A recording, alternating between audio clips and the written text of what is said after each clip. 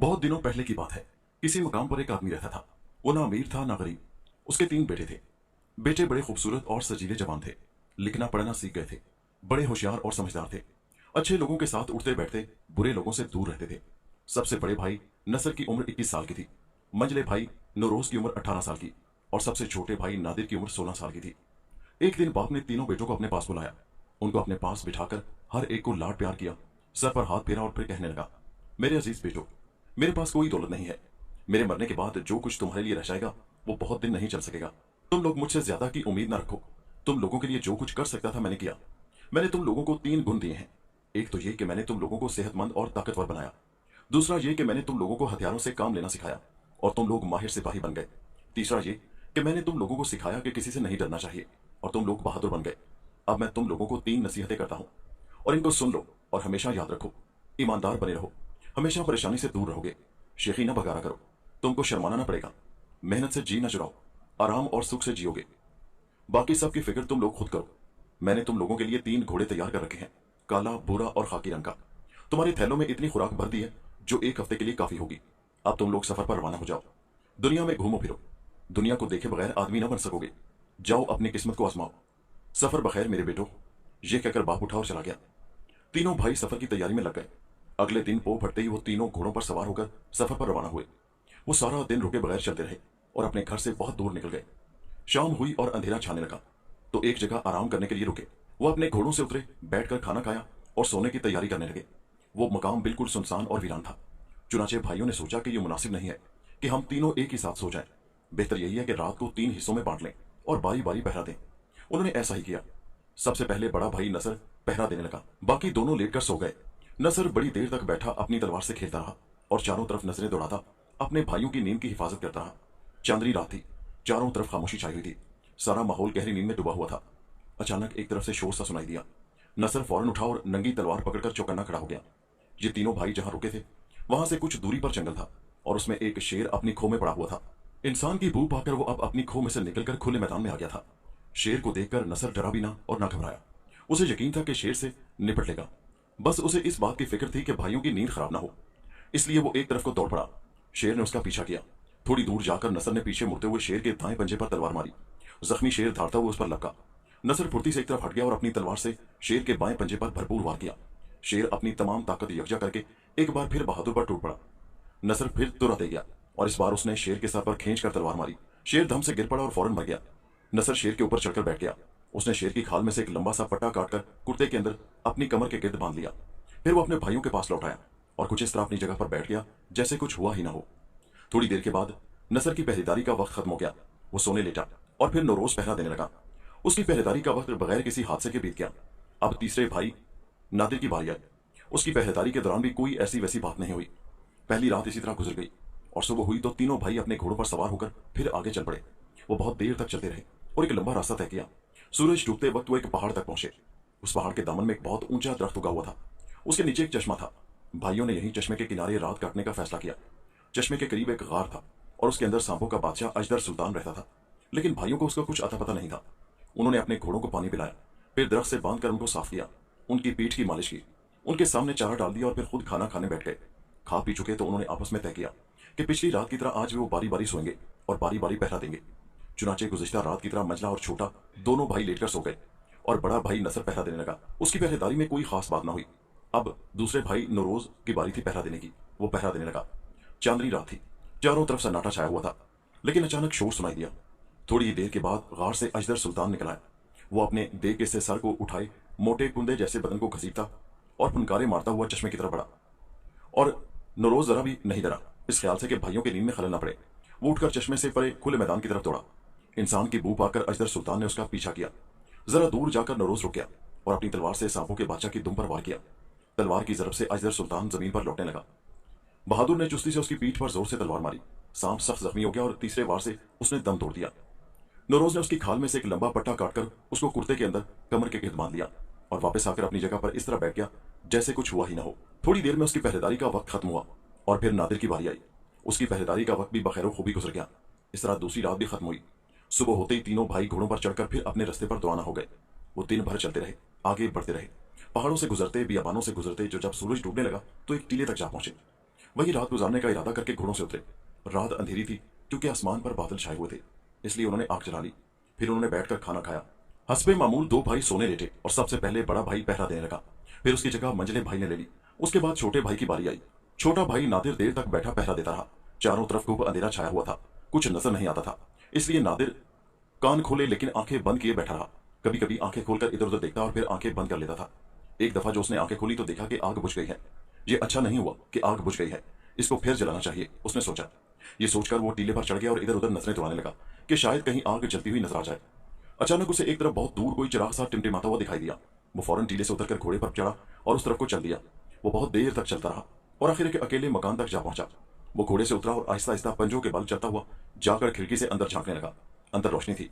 कमरे के बीचों बीच चूल्हे पर देग में खाना पक रहा था और उसके गिर्द कोई 20 आदमी बैठे आपस में बातें कर रहे थे। उन सबके चेहरे खौफनाक थे और आंखें फटी हुई थी। ऐसा लगता था कि ये लोग कोई साजिश किए बैठे हैं। ये तो डाकुओं का अड्डा मालूम होता है। नादिर ने सोचा, इनको यूं ही छोड़कर चला जाऊं तो ये कोई अच्छी बात नहीं होगी। किसी ईमानदार आदमी के लिए ऐसा करना मुनासिब नहीं है। चलो चालाकी से काम लूं, इनके बीच रहकर इनकी चाल ढाल मालूम कर लूं। ऐसा करूं कि इनको मुझ पर एतवार हो जाए और मैं मौका देकर अपना काम कर जाऊं। ये तय करके उसने दरवाजा खोला और अंदर दाखिल हो गया। अचानक एक अजनबी आदमी को इस तरह अंदर आते देखकर डाकू चौंक उठे और अपने हथियार संभाल लिए। नादिर ने डाकुओं के सरदार से मुखातिब होकर कहा, हुजूर, मैं आपका एक हकीर सा गुलाम हूँ। दूर दराज के एक शहर से आया हूँ। अब तक मैं छोटे मोटे धंधे करता रहा हूँ, लेकिन बहुत दिनों से मेरा इरादा था कि किसी गिरोह में शामिल हो जाऊं, आपके जैसे किसी गिरोह में। अब अचानक मुझे हुजूर का पता लग गया और मैं यहाँ चला आया हूँ। अब आप ही का आसरा है। अजराह करम मुझे अपने गिरोह में शामिल कर लीजिए। हुजूर, आप मेरी जवानी पर न जाइएगा। मैं बहुत से गुर जानता हूँ। मुझे सुरंगें खोदना, टोह लगाना, चुपके से इधर उधर की बातें मालूम करना आता है। मैं जरूर आपके काम आऊंगा। नादिर ने इस सफाई से स्वांग भरा कि डाकू के सरदार ने उसकी बातों पर यकीन कर लिया और कहा, तुमने बहुत अच्छा किया कि आए, आओ बैठो। नादिर ने दोनों हाथ सीने पर रखते हुए झुककर सलाम किया और आग के करीब जाकर बैठ गया। खाना तैयार हो गया, सबने खाना खाया। उस रात डाकुओं ने बादशाह का खजाना लूटने का मंसूबा बना रखा था। चुनाचे खाने के बाद वो सब घोड़ों पर चढ़कर शाही महल की तरफ रवाना हो गए। नादिर भी उनके साथ चला। थोड़ी देर में वो बादशाह के बाग के सामने पहुंच गए और आपस में मशवरा करने लगे कि महल में किस तरह घुसा जाए। आखिर उन्होंने तय किया कि सबसे पहले नादिर दीवार पर से बाग में उतरेगा और चुपके से ये पता लगाएगा कि पहरेदार सो रहे हैं या जाग रहे हैं। अगर वो सो रहे होंगे तो बाकी सब डाकू एक एक करके बाग में उतरेंगे और फिर एक साथ महल में घुस जाएंगे। डाकुओं की मदद से नादिर बाग की ऊंची दीवार पर चढ़ा और वहां से छलांग लगाकर नीचे बाग में उतर गया। थोड़ी देर बाग के अंदर घूम फिर कर उसने मालूम किया कि पहरेदार सब गफलत की नींद सो रहे हैं। बाग के अंदर एक तरफ दो बड़े बड़े पहियों वाली एक ऊंची घोड़ा गाड़ी खड़ी थी। नादिर उसको खींचता हुआ लाया और दीवार के पास खड़ा कर दिया। फिर उस पर चढ़कर साथियों को इतला दी कि बहुत अच्छा मौका है। अपने सरदार के इशारे पर डाकू एक एक करके दीवार पर चढ़ने लगे। पहले डाकू ने जूं ही अपना पेट दीवार पर रखकर सर बाग की तरफ झुकाया, नादिर ने उसकी गर्दन पर तलवार मारी। उसका सर कटकर बाग में गिर पड़ा और नादिर ने उसके मुर्दा जिस्म को खींचकर बाग में गिरा दिया। बाकी सब डाकुओं का भी यही हशर हुआ। फिर नादिर महल की तरफ रवाना हुआ। वो एहतियात से चलता हुआ सोए हुए चौकीदारों के पास से गुजरकर एक बड़े हॉल में दाखिल हुआ। हॉल में तीन तरफ तीन दरवाजे थे। यहाँ भी 10 लड़कियां पहरे पर तैनात थी, लेकिन वो भी सब की सब सोई पड़ी थी। नादिर चुपके से तीन दरवाजों में से एक में दाखिल हो गया। देखता क्या है कि एक बहुत ही सजा सजाया कमरा है। दीवारों पर रेशम के पर्दे लगे हैं, जिस पर सुर्ख रंग के खूबसूरत गुलाब के फूल कड़े हुए हैं। कमरे के बीच में चांदी के पलंग पर एक निहायत खूबसूरत लड़की सफेद चादर में लिपटी सो रही है। वो इतनी हसीन है कि दुनिया का कोई भी फूल मुकाबला नहीं कर सकता। नादिर दबे पांव चलता हुआ उस हसीना के पास आया। उसके दाएं हाथ की उंगली से सोने की अंगूठी आहिस्ता से उतारकर अपनी जेब में डाली और फिर वापस हॉल में आ गया। अब आओ दूसरे कमरे का मुआयना कर लें, देखें वहां क्या क्या राज हैं, उसने अपने आप से कहा। यह सोचकर वो दूसरे कमरे में दाखिल हुआ। यह कमरा पहले वाले कमरे से भी ज्यादा खूबसूरत और ज्यादा सजा हुआ था। हर तरफ दीवारों पर रेशम के पर्दे लटक रहे थे, जिन पर तरह तरह की चिड़ियों की तस्वीरें कड़ी हुई थी। कमरे के बीचों बीच चांदी के पलंग पर एक लड़की सो रही थी, जिसके हुस्न पर सूरज और चांद में बराबर बहस चल रही थी। सूरज कहता था कि उसने अपना हुस्न मुझसे लिया है और चांद कहता था कि मुझसे लिया है। उसके पलंग के इर्द गिर्द कोई 9-10 कनीजें नींद में डूबी पड़ी थी। नादिर ने आहिस्ता से जाकर पलंग पर सोई हुई हसीना की उंगली से अंगूठी उतारकर अपनी जेब में रखी और फिर वापस हाल में आ गया। अब वो तीसरे कमरे की तरफ बढ़ा। तीसरे कमरे की आराइश व ज़िबाइश पहले वाले दोनों कमरों से भी बढ़कर थी। उसकी दीवारें हल्के हल्के गुलाबी रंग के रेशम से सजी हुई थी। कमरे के एक पलंग पर 16 कनीजों से घिरी हुई एक हसीना सो रही थी। उसका हुस्न ऐसा था कि सितारों की मलका सितारा सहर जोहरा भी उसकी गुलामी करती। नादिर ने आहिस्ता से लड़की के दाएं कान की बाली उतार ली और कमरे से निकल आया। वो महल से निकला, बाग से होकर दीवार को फांद कर बाहर आ गया और घोड़े पर चढ़कर वापस अपने अड्डे की तरफ चला। वहां पहुंचा तो उसके भाई अभी तक सो रहे थे। नादिर अपनी जगह पर बैठ गया और अपनी तलवार से खेलता हुआ सुबह होने का इंतजार करने लगा। ओ फटी, दुनिया पर से रात का स्याह पर्दा उठ गया। तीनों भाइयों ने बैठकर नाश्ता किया। नाश्ते के बाद वो अपने घोड़ों पर जीन कसकर उन पर सवार हुए और आगे चल पड़े। कुछ देर चलकर तीनों बहादुर एक शहर में पहुंचे और एक कारवां सराय में जाकर उतरे। उन्होंने छप्पर के नीचे अपने घोड़ों को बांध दिया और चाय खाने की तरफ चले। वहां वो चाय पीते हुए आराम करने लगे। इतने में सड़क पर एक ढंडोरची नमदार हुआ और ऊंची आवाज से ऐलान करने लगा, ऐ शहर के बाशिंदों, कान खोलकर सुन लो। आज रात बादशाह सलामत के महल में एक अजीबो गरीब वाकया हुआ है। महल के बाग में किसी ने 20 डाकुओं के सर कलम कर दिए हैं और शहजादियों की एक एक सोने की चीज गायब हो गई है। बादशाह सलामत ने यह ख्वाहिश जाहिर की है कि शहर के तमाम बाशिंदे, चाहे वो बड़े हों या छोटे, इस राज को खोलने में हाथ बटाएं, ताकि ये मालूम हो सके कि वो कौन सा बहादुर है जिसने ये अनोखा कारनामा अंजाम दिया है। जिस किसी के हाथ दूसरे शहरों और मुल्कों से आए हुए अजनबी ठहरे हों, वो उनको फौरन दरबार में हाजिर करे। चुनाचे कारवां सराय के मालिक ने अपने मेहमानों से कहा कि वो जल्दी से दरबार में पहुंच जाएं। तीनों भाई उठे और शाही दरबार की राह ली। बादशाह को इतला दी गई कि 3 अजनबी आए हैं, तो बादशाह ने हुक्म दिया कि उनको एक एक अलग अलग कमरे में ठहराया जाए और अपने वजीर से कहा कि तुम उनसे बात करके राज मालूम करो। वजीर ने कहा, सीधे तरीके से पूछा जाए तो मुमकिन है वो कुछ न बताए। बेहतर होगा कि उन्हें अकेला ही छोड़ दिया जाए और छुप कर उनकी गुफ्तगू सुनी जाए। ऐसा ही किया गया। तीनों भाइयों के सामने दस्तरख्वान बिछाकर खाने की तरह तरह की चीजें चुन दी गई। तीनों नौजवान खाना खाने लगे और साथ के कमरे में बादशाह और वजीर बैठे उनकी बातें सुनने लगे। नसर ने कहा, हमें एक नौउम्र भेड़ का गोश्त खाने को दिया गया है, लेकिन मालूम होता है कि उस भेड़ को किसी कुतिया ने अपना दूध पिलाया था। हाँ, आपकी बात सही है, नरोज ने कहा। बादशाह लोग कुत्ते का गोश्त खाने से भी गुरेज नहीं करते। मुझे तो इस बात पर ताज्जुब हो रहा है कि अंगूर के इस मुरब्बे से इंसान की बू कैसे आ रही है। नादिर ने भी मुरब्बे को चख कर देखा और कहा, हाँ सच है, बादशाह सब खूनखार होते हैं। मुरब्बे में भी आदमी का खून मिला हुआ हो तो ताज्जुब की कोई बात नहीं। मैं भी एक बात पर हैरान हूँ, तश्तरी में रोटियां इस सलीके से एक माहिर नान बाई ही चुन सकता है। हाँ, ऐसा ही होगा, नसर ने कहा। हमको यहाँ इसलिए बुलाया गया है कि हमसे महल में होने वाले वाक़े का राज मालूम किया जाए। हमसे जरूर पूछगिछ की जाएगी, हम उनको क्या जवाब देंगे? हमें झूठ बोलने की कोई जरूरत नहीं है, नरोज ने राय दी। हम उनसे सच्ची बात कह देंगे। हाँ, अब यही वक्त है कि 3 दिनों के सफर में हम पर जो कुछ गुजरा है वो हम एक दूसरे को कह सुनाए, नादिर ने कहा। चुनाचे तीनों भाइयों ने अपना अपना किस्सा सुनाना शुरू किया। सबसे पहले नसर ने अपनी आप बीती सुनाई कि किस तरह उसने शेर से लड़कर उसको मार डाला और सबूत के तौर पर उसने शेर की खाल में से जो पट्टा काटकर अपनी कमर के गिर्द बांध लिया था उसे खोलकर अपने भाइयों के सामने रख दिया। फिर नरोज ने अपनी सरगुजश्त बयान की और सांप की खाल में से काटा हुआ पट्टा अपनी कमर से खोलकर भाइयों को दिखा दिया। अब नादिर की बारी आई। उसने तीसरी रात वाला सारा वाकया कह सुनाया और इन चीजों को अपनी जेब से निकालकर दिखाया जिन्हें वो महल से लेता गया था। बादशाह और वजीर पर सारा राज खुल गया, लेकिन भाइयों ने गोश्त, मुरब्बे और रोटियों के बारे में जो बातें कही थी वो उनकी समझ में नहीं आ रही थी। चुनाचे उन्होंने सबसे पहले चरवाहे को बुला भेजा, जो फौरन हाजिर हुआ। सच सच बता, बादशाह ने बड़े रोब से चरवाहे से कहा, तूने कल जिस भेड़ का गोश्त भेजा था क्या उसको किसी कुतिया ने दूध पिलाया था? जहां पना, चरवाहे ने गिड़गिड़ाते हुए कहा, आप मेरी जान बख्श दें तो अर्ज करो। बख्श दी तेरी जान, सच सच बता, चरवाहा बोला। जाड़ों में मेरी एक भेड़ जिसकी अभी कुछ दिन पहले मेमना हुआ था, सर्दी से मर गई। मुझे मेमने पर रहम आ गया और मैंने उसे एक कुतिया को सौंप दिया। उस कुतिया ही ने अपना दूध पिलाकर उसको पाला। कल मैंने उसी भेड़ को काटकर उसका गोश्त आपके लिए भेज दिया था, क्योंकि मेरे पास वही एक भेड़ रह गई थी, बाकी सबको आपके नौकर पहले ही ले जा चुके थे। अब बादशाह ने माली को बुलवाया।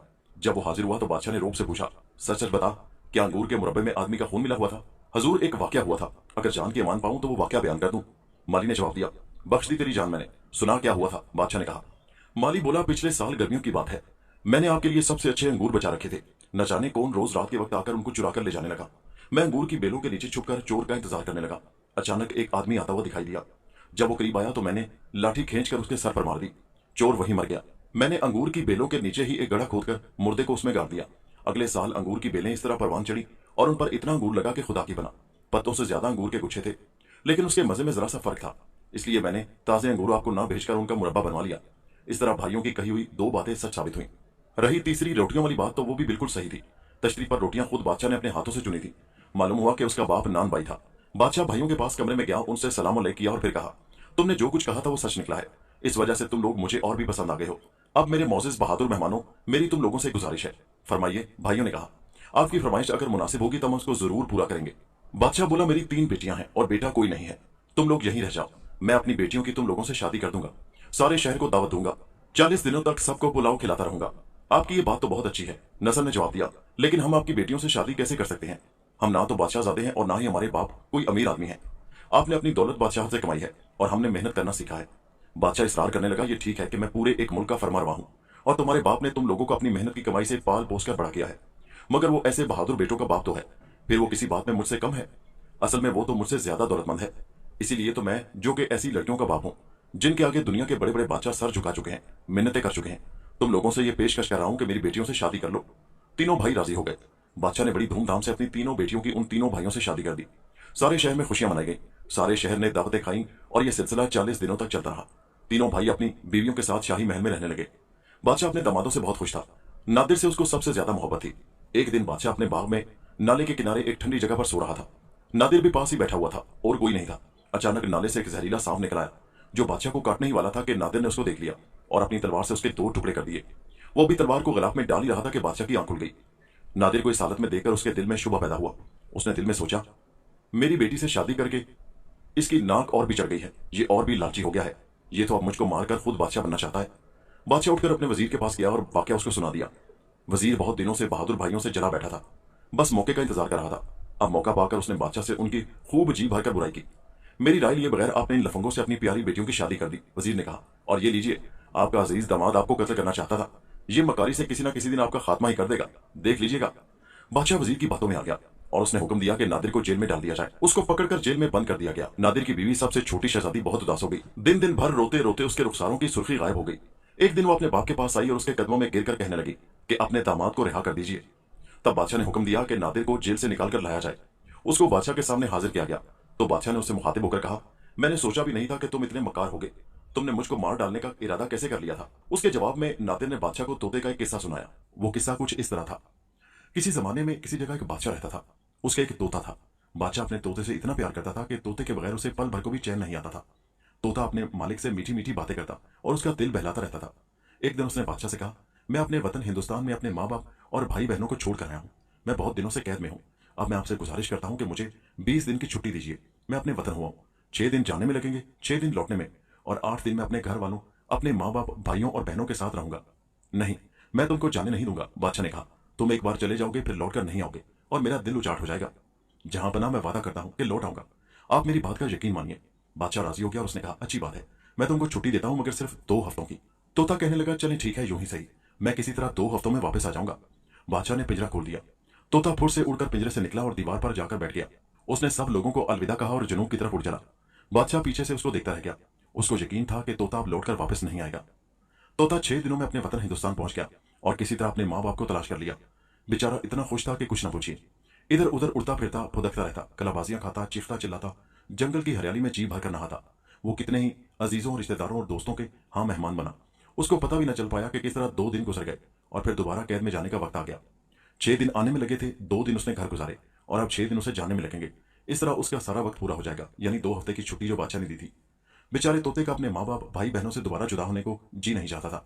खुशी के दिन पलक झपकने में गुजर गए थे और उदासी के पहाड़ जैसे दिन शुरू हो रहे थे। उसके साथ दोस्त, रिश्तेदार, अहबाब जमा हो गए। उन सबको तोते पर बहुत रहम आ रहा था। सब उसको यही समझा रहे थे कि अब उधर लौटकर मत जाओ, लेकिन तोते ने कहा, नहीं, ऐसा नहीं हो सकता, मैं वादा कर चुका हूं, वादा खिलाफी कैसे करूं। अरे तुम भी क्या बातें करते हो, एक तोते ने कहा, भला तुमने कभी किसी बादशाह को अपना वादा पूरा करते सुना है? तुम्हारा बादशाह अगर इंसाफ वाला होता तो वो तुमको 14 साल तक कैद में रखने के बाद क्या सिर्फ 2 ही हफ्तों की छुट्टी देता? क्या तुम इस दुनिया में इसीलिए आए हो कि कैद में रहो? किसी का दिल बहलाने की खातिर अपनी आजादी को हाथ से न जाने दो। बादशाह की नेकियां कम और बुराइयां ज्यादा हैं। बादशाह के और शेर के करीब रहना हिमाकत भी है और खतरनाक भी। लेकिन तोते ने किसी की बात न मानी और लौटने के लिए तैयार हो गया। तब उसकी मां ने उससे कहा, तुमने जो लौटने की ठान ही ली है तो मेरी एक बात सुनो। हमारे यहाँ एक किस्म के फल होते हैं, अमृत के फल। कोई बूढ़ा उनको खाएगा तो एकदम जवान हो जाएगा। तुम इन फलों में से कुछ ले जाकर अपने बादशाह को देना और उससे गुजारिश करना कि तुमको कैद से आजाद कर दे। मुमकिन है उसके दिल में इंसाफ जाग उठे और वो तुमको आजाद कर दे। सबों ने उसकी हाँ में हाँ मिलाई। कुछ तोते फौरन जाकर अमृत के छोटे छोटे 3 फल तोड़ लाए। तोते ने उन फलों को ले लिया और सबको अलविदा कहकर शुमाल की तरफ उड़ चला। उसके सब अजीज और दोस्त पुरुमीद निगाहों से पीछे से उसको देखते रह गए। 6 दिनों में वो अपनी मंजिल पर पहुंच गया। उसने अपने लाए हुए फल बादशाह को दिए और उनकी खासियत बताई। बादशाह बहुत खुश हुआ और तोते को आजाद कर देने का वादा कर लिया। उसने अमृत का एक फल अपनी बीवी को दे दिया और बाकी 2 खुद खाने की गर्ज से प्याली में अपने पास रख लिए। उधर लालच और गुस्से से वजीर का दिल डावाडोल हो उठा और उसने पलड़ा पलटाने की गर्ज से जल्दी से कहा, बादशाह आलम, आप ये फल अभी ना खाइए, पहले इनको आजमा कर देखें। अगर ये अच्छे साबित होंगे तो आप इनको खा लीजिएगा। जरा देर से खाने में कोई हर्ज नहीं। वजीर की बात बादशाह को पसंद आई। वजीर ने बादशाह की आंख बचाकर फलों में जूद असर जहर मिला दिया। फिर उनको आजमाया गया। 2 मोरों को लाकर उनसे ये फल चखवाए गए। मोर वहीं गिरकर ठंडे हो गए।